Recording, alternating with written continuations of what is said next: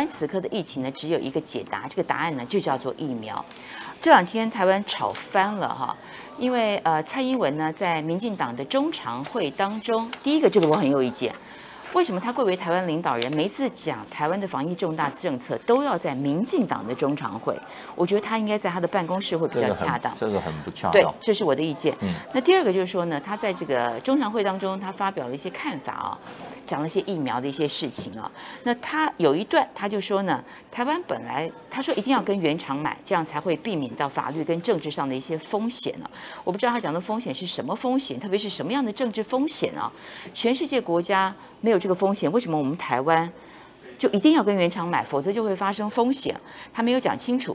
另外，他说我们本来跟 BNT 的原厂已经签了合同了，但是后来因为大陆的介入，所以呢破局没有办法签约。这个消息传出之后炸锅了，这个舆论第一个炸锅，第二个我们看到蔡英文的脸书被灌爆了。我觉得最重要的是，有几分证据说几分话。那你以台湾领导人的高度，你提出了这个很严重的一个指控，是不是应该把证据拿出来？这个证据，比方说有 BNT， 我不知道，假设原厂给你的回复，或是什么东西，是不是应该拿证据啊？所以他坚持要跟这个原厂买，但重点是买不到嘛啊。那成品的时候没有关系，台湾疫情平稳的时候买不到也就买不到吧，就搁着吧。但现在不是啊，现在人命关天，有了疫苗可以解救多少台湾人宝贵的生命，但现在他仍然坚持要跟原厂买，仍然坚持。就算是德国的疫苗，只是上海复星代理而已，这个疫苗也不能要，这我看不懂。这就是死不认错嘛，这就是错也要错到底，绝对没有什么哈。他现在如果改弦更张，就证明他过去错了。那他的风格就是从来都不会认错，错都是别人。那如果说中间这个要不认错很牵强他怎么就甩锅啊？对，那这一件买这个 BNT 疫苗的就是这样子啊。第一个不认错，第二个呢甩锅。甩锅。我昨天看那个德国之音的电视新闻，特别提到这一点。那个报道的时候，那个主持人就说，对，台湾的蔡英文他说中国大陆阻挠台湾取得疫苗。然后他有一个在驻台记者，那是英文节目。他们就开始研究这个问题，因为 BNT 是德国的嘛，就是德国之音，德国之音是德国政府的，像这个 BBC 一样，是算是还不错的一个新闻机构啦。我常常看他的节目，他昨天特别播了一段，在他的这个 Prime Time News 主要的这个新闻时段就谈这个问题。然后呢，这里面有趣的是什么？是 BNT， 他的公司也做了一个声明。公司当然那个是谁都不得罪。他讲就是说，我们生产疫苗从来不会说去选择谁可以使用。我们生产疫苗就是要让所有人最多都用到我们的疫苗。我们生产疫苗是为了救人，这当然是冠冕堂皇一个。可是他在台北的记者就把这个问题就讲清楚，因为那个在柏林的那个记者就问他为什么会这样子，真有这前其实，他说就他了解就是讲到复兴这个药厂，他说 BNT 这个药，他在去年的时候就已经把他的大中华区的代理，包括港澳台一起都总代理权交给了复兴，所以呢，台湾认为不愿意去跟复兴仿，因为他们说他说台湾政府这个给的指的解释就是说，因为不能够从大陆进口药品，法令不允许，所以他们就要去直接跟这个BNT 直接接洽，直接跟这个生产商去制造。他说这个问题就出在这里，他就讲到这里了。那这句话的话，如果说照德国的观众、全世界观众，大家就在讲说，这个算大陆阻挠吗？对，那这个听起来像是你自己不愿意嘛？对，你自己不愿意，对不对？而且复兴是一个民间的一个药厂。如果说上海复兴的阻挠，这个阻挠的概念应该是说，他去跟原厂讲了什么，对不对？这个代理权在我，你不可以卖给台湾的蔡英文，这叫做阻挠。但如果是我的代理权本来就签给了上海复兴，因为这之前就签好了嘛，那国际间的游戏规则就是这样。但是你台湾可以愿意买或是不愿意买，这是你的选择，但这个不叫做阻挠。对不对？所以目前听起来是这样啊。当然，蔡英文昨天又讲了，说我们台湾现在已经买到了3000万剂哈，然后还发了一些梗图哈，民进党很会做梗图，梗图都做得很漂亮。但是我觉得现在台湾人民太聪明了，台湾人民呢一眼就说，重点不是买到多少，重点是什么时候来。对啊，所以我一直强调啊，什么是好疫苗，安全的、有效的，还有买得到的，买不到的再好的在天边你也没有用啊。对我们台湾来讲，买得到最重要。所以刚刚谢大使讲了，我觉得这就是一个反中抗疫。这个让台湾很不能接受。平常蔡英文政府的意识形态很强，当然这也许是贵党的一些想法哈，贵党的等等，那选票论输赢。但是我觉得在防疫这件事情上，防疫跟病毒绝对是没有办法分蓝绿的。所以我们看到还不止如此哦，包括现在很多县市要自行采购，像南投县、像金门县，都说呢他们要直接去买大陆的疫苗。好，然后还包括柯文哲也说了，他说。再拿不到疫苗，你不要逼我台北市自谋生路。他们也强调说，现在其实有很多 BNT 还有各国的这个药厂都来直接跟他兜售啊。那这些讯息呢，到底可不可以？本来前一天记者就直接去问陈时中，那陈时中没有回答，交给他的副手就把法条念了一遍，法条翻成白话文就是说，你要申请啊，药证拿来呀，资格拿来呀，给我看看，我看看可不可以。但问题是南投已经发了电子公文，那指挥中心硬是说没看到。那昨天的蔡英文拍板定案，给了一个明确答案，其实这个答案就叫做不可以。他的意思是说呢，买疫苗这个事情呢，是蔡英文团队说了算。那应该他没有讲的这句是县市政府是不能买，但其实有上句就够了，大家就听懂了嘛。好，那另外呢，没问题，现在交给蔡英文团队，还有一些讯息香港有一批 BNT 疫苗在8月就要过期了，那8月过期，香港人打不完或是不打，浪费嘛，是不是捐出来？所以大家在问有没有疫苗的现货，因为现在买的是期货嘛，期货几个月、1年后我们缓不济急，有没有现货？这是眼前的一批现货。那包括我们看到上海啊、江苏也都释出善意愿意捐啊。这个救命的疫苗要不要呢？谢大使，你觉得谢老师要不要？我觉得不但要，而且立刻就把它想办法运进来。现在是救命如救火啦。现在柯文哲也讲得很清楚啊，他说等到8月，那就要死伤惨重啊。他用死伤惨重，我们没有疫苗要撑到8月。对，因为柯文哲他是急诊室出身的，他知道人命有时候就在那个刹那之间，也就在那个分秒。在那个1、2天的之间，你8月来了，现在我们昨天已经11个了嘛，那就是你就看伤亡数是不断在增加，现在已经扩散开来了，全台湾的人都知道，现在最需要的就是疫苗，所以我觉得蔡英文跟他的团队真的是脑袋真的固执意识形态到一个非常可怕的地步。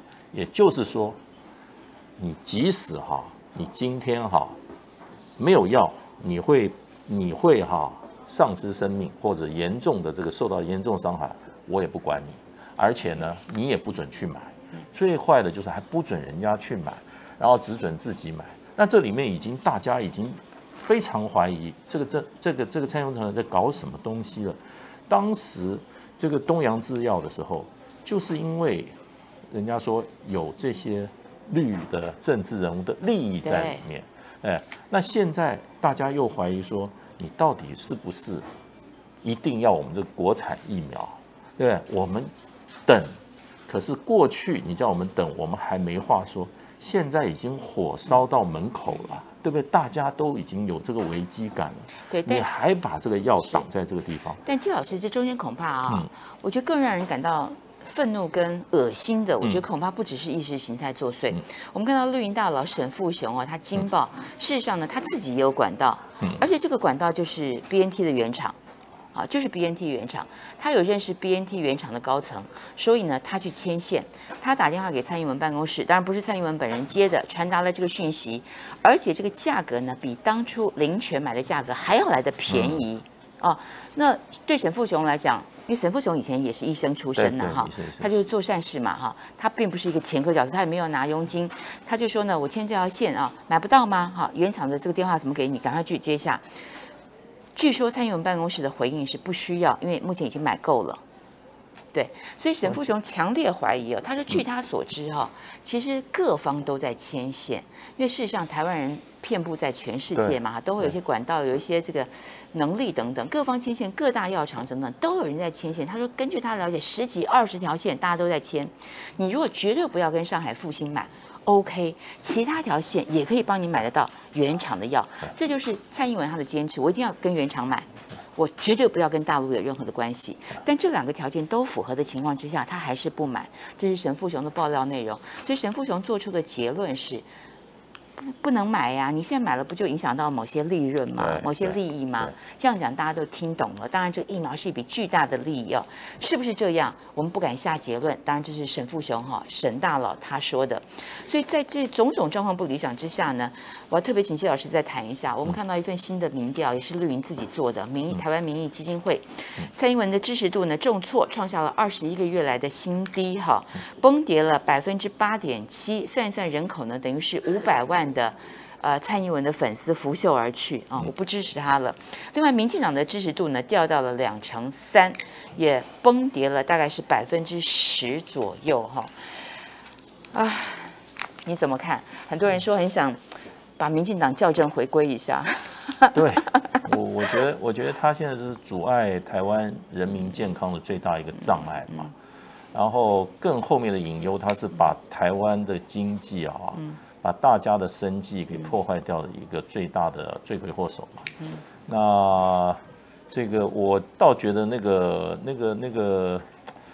就是调查民意调查可能不太准确，没有这么少。我的了解，现在是民怨沸腾，可能还更低，对不对？更低，民怨沸腾。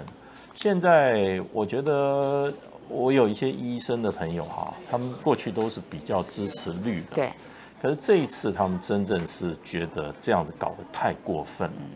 你现在疫苗，其实医生都很知情，那这种疫苗的事情怎么处理，多的是人懂，多的是有人管道。对，另外一方面就是说，你用陈时中这种团队做到你没有出事还好，出事了还让他继续。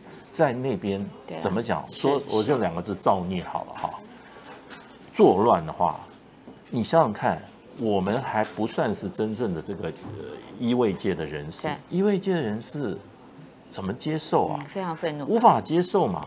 你既不普筛，讲了多少次普筛、广筛你都不做，对，你就让这些各种无症状或者说这种轻症人在到处拍照。到处继续，然后呢，再传播这个细菌。那依于胡子另外一方面，你收方舱医院，一方面是避免这个传染，第二个就是呢，保住我们既有的这个我们这个整个的医卫系统对，你现在不见吗？你把医卫系统都拖垮了，那些医生对不对？护士人员很了不起，可是呢，他们要疫苗他们要上战场，你起码给他那个钢盔，给他一些古时候上战场，你给他个盾牌嘛，都没有。没有，我们的医护人员都没有打完。问题是我们做不到吗？怎么会做不到呢？你像香港的疫苗多的打不完对不对？韩国、日本都有疫苗对，都有现货，新加坡都有剩货，我们怎么会买不到呢？现在比较糟糕的国家是没有钱买。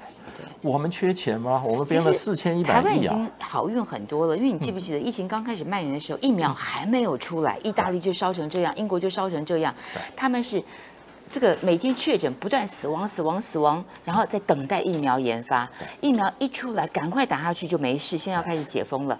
但是我们台湾因为我们疫情爆发的比较晚，那我们是幸运的，因为全世界疫苗都已经做出来了，临床实验3期都已经做好了全世界都演一遍给你看过了，该怎么防疫，尤其是中国大陆我们看到他们怎么建方舱，怎么样进行普筛、进行快筛，怎么样打疫苗，把这个疫情压下去，这范本放在那，其实照抄就好了。是不是照抄？而且大陆现在他国台办的发言人都讲了只要你有需求，我就提供。我觉得陆委会第一时间说不要假好心。说实在的，我觉得这个话，我觉得太没礼貌了。你怎么可以代表台湾？我们现在我们在第一线的医疗医卫人员你带他做这样子的拒绝，你对得起这些人吗？这些人如果说因为没有疫苗，因为有疫苗你不准他用的话，你不准拿进来的话，你将来你对这些人的健康你要负责。我听到我周边很多朋友讲哈，因为我要跟大家解释一下，在美国打疫苗是不要钱的，所以最近呢，台湾有旅行团说要组成一个到美国的疫苗之旅啊哈，时间比较长，费用也很贵，但是呢，带你哈出境的时候进行一次这个筛检，到了美国先打第1剂，然后到处去玩呐，玩回来的时候刚好时间到了再打第2剂哈。你知道我们观光局已经说禁止。违法，说这个叫做违法。我们反正大家自力救济也不行。我到国外去打也不行嘛，哈，我到境外去打不行。那另外呢，就说，在美国打，在大陆打，在英国打疫苗是不要钱的，可是我们台湾打疫苗是要钱的。那这个你用台湾人的钱去买了疫苗回来，再卖给台湾人去施打啊，那我就想问一下，今天我用我自己的钱施打。你凭什么帮我决定要用哪个厂牌？对不对？因为是我自己的钱嘛，我付费嘛，所以这个，而且你也没有权利帮我说 no。如果我愿意打大陆的疫苗、科兴疫苗、国药疫苗，我如果愿意我自己付钱，为什么不可以呢？台湾不是号称是民主吗？不是民主进步党吗？我常常讲啊，民主就是为了人民嘛。你如果说是我因为民主，所以不准人民这个做那个，人民现在要保命啊。人民现在要健康啊！你政府做的都是对人民保命、对人民健康不利的事情啊。那你说好政治问题也好，或者说你要隐藏你过去错误也好，或者你想做鸵鸟，对不对？头插在这个沙里面，你就说我头不伸出来，我就没有问题。那你要继续这样做的话，可是现在老百姓，我们现在已经看不下去啊！大家都在寻求自力救济。你第一个，你既说什么要中央统一指挥，你又不把资源释出来，对不对？钱都在你那边，法令都由你管，动不动就给人家怎么样查水表，要不然就有警告。你现在我们社会资源，就是说我们抗疫的资源，都被你这个什么指挥中心把它怎么样，把它限制住了。本来我们是我们打篮球甲组球员好了，对，你叫我们不准跳，对不对？又不准硬球，又不准切入，又不准投3分球，手脚绑起来。我们是很好的一个球员啊，台湾尤其我们这个医疗，而且老百姓的配合，对，我们是应该有国际水准啊，怎么会变成如此表现出来？这个从各种表现出来，会变成大家都很吃惊的情况。这个疫情指挥中心啊，真的要赶快换人，要赶快换脑袋，要不然他们真的对不起我们台湾这个社会。对，现在呢很难想象，我们台湾2350万人都在等一支叫做台产疫苗，台湾自产的一个疫苗。这个疫苗呢，现在2期是不是完全做完了？不知道哈。没有。3期是肯定是没有嘛？那么3期可能会到境外做哈。那么现在呢，蔡英文打包票陈时中打包票说是7月上市，7月上市呢，稍后还要布置一下等等，大概8月可以施打。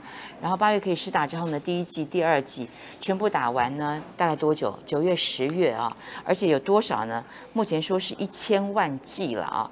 但问题是，这次疫苗到现在为止有太多的问号。我刚刚提出了很多问号，人家辉瑞疫苗也好，还有这个大陆科兴疫苗也好，国药疫苗也好，很多世界上的一些疫苗都已经不是问号了，都已经经过认证，也等于是经过大群体的一个这个打下去的一个这个结果都已经出来了，所以不太能够理解，也不能够接受我们台湾人为什么要在这个岛上去等一支不确定的疫苗我想这是台湾民众最愤怒的。